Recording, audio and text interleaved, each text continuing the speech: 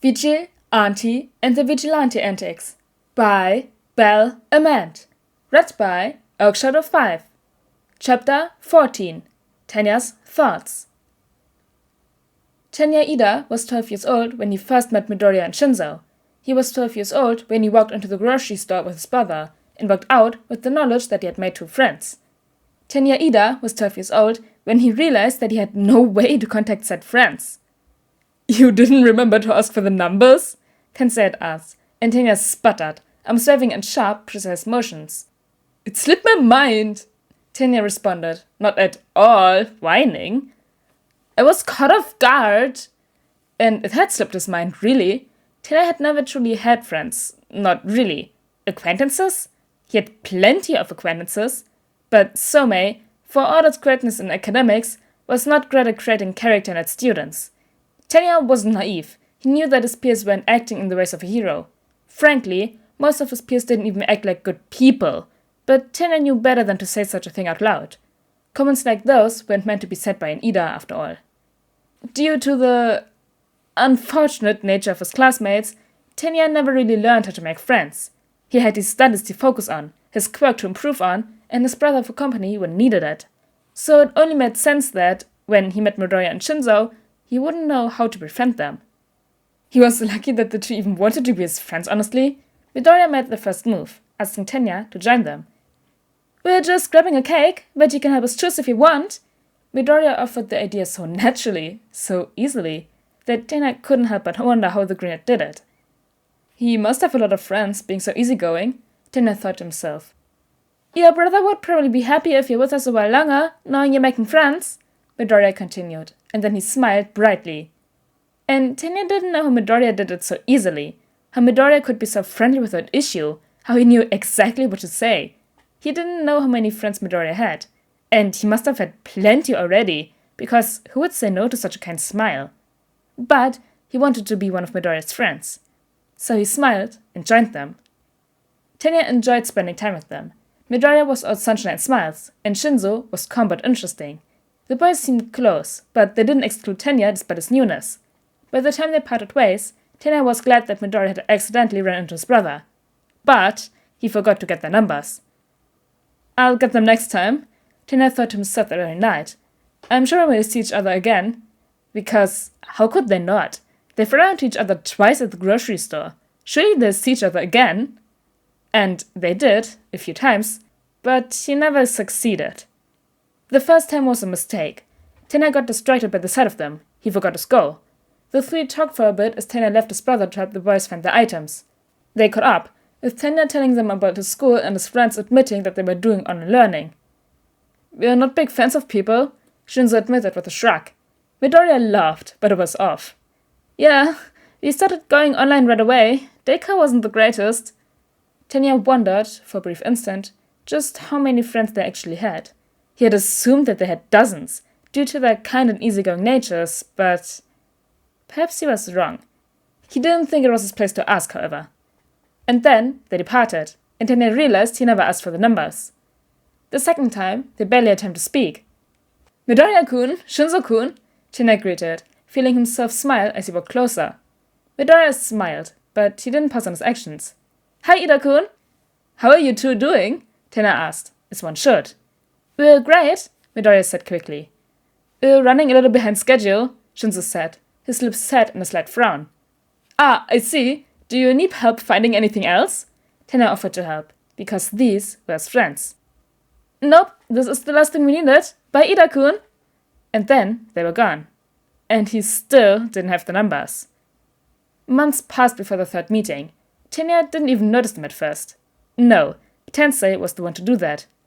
"Hey," Tensei said, cutting Tenya's sentence off. "Isn't that your friends over there?"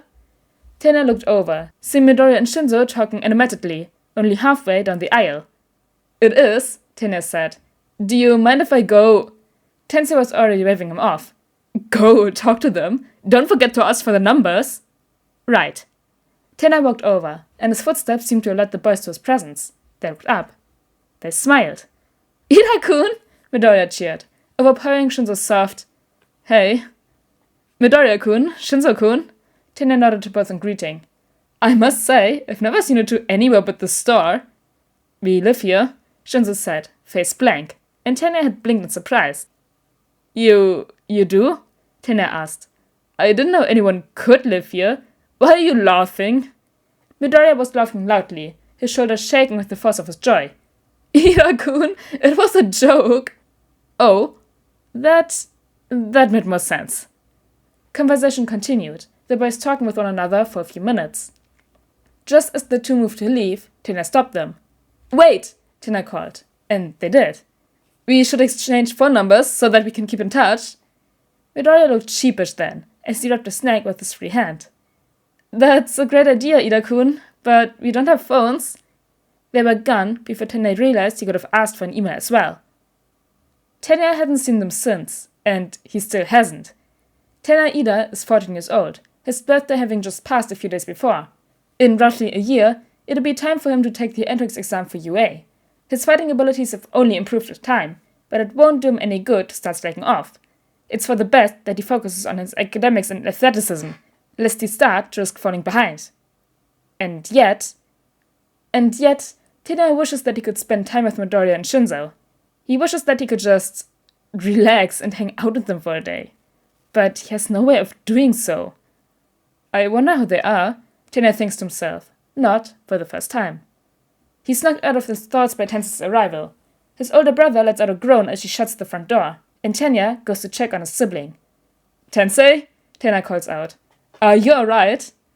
Tensei looks exhausted, but he smiles at Tenya anyway. Yeah, I'm good, just a little tired. He sets his helmet on the kitchen table, already moving to the fridge, likely going to grab some grape juice for his engines. What happened today? Tenya asks, and Tensei shrugs, his armor moving with the motion seamlessly. Got called in for a villain attack. Some guy was trying to make a building collapse, and people were still inside. Tenya frowns. Did the building go down? Was everyone rescued in time? He asks, and Tensei nods. We got them all out. Well, kind of. We got most of them out. Then the building was becoming unstable, and some heroes were getting cautious. He scowls, and Tenya mimics the motion. That's quite unbefitting of a hero. If people were in danger, weren't the heroes saving them? Most of them were afraid that their weight would bring down the building before they could get those who needed help, Tensei admits. I was still going, but those with more mass turned their focus on subduing the villain. So, did most of the victims get out, or all of them? Tenya asks, voice rising slightly in frustration.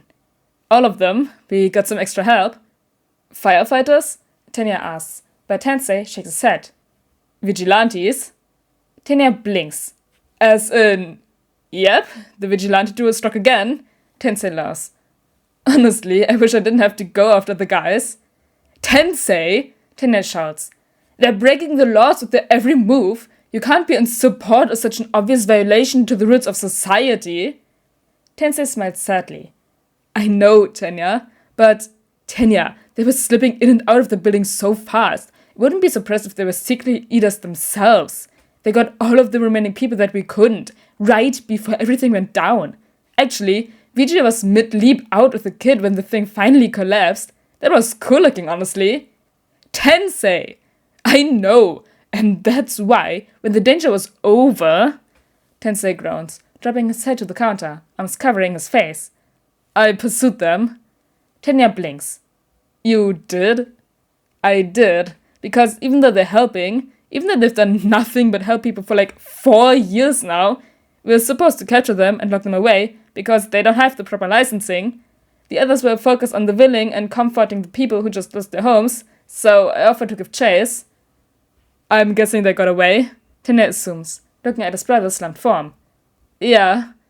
Did you mean for them to? No, I can't let my own opinions overrule the laws so much. Did you want them to get away, though? Silence.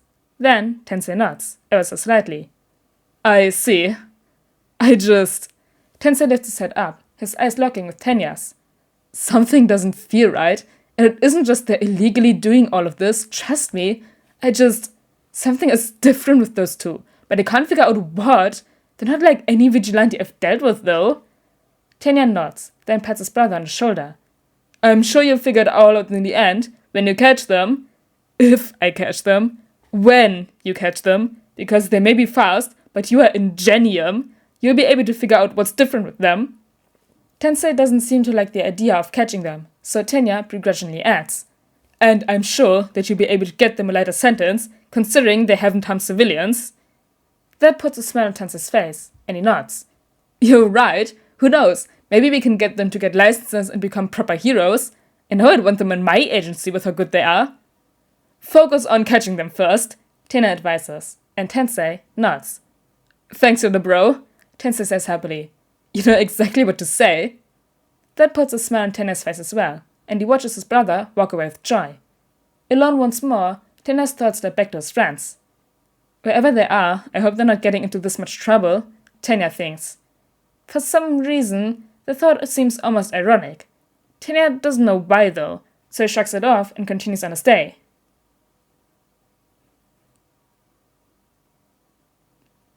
We got a Tenya chapter. Also, I kind of hate that we don't get an Izuku and Shinzo chapter after the cliffhanger of last time with the villains. But anyways, guys, I hope you all enjoyed chapter 14 of Vigil, Ante and the Vigilante Antics, and I'll see you all next time. Bye!